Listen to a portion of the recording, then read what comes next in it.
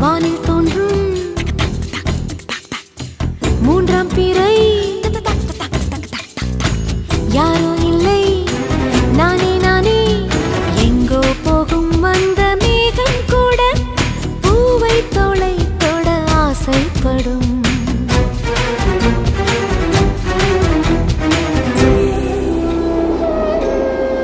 யார் யாரோ யாரோ அவன்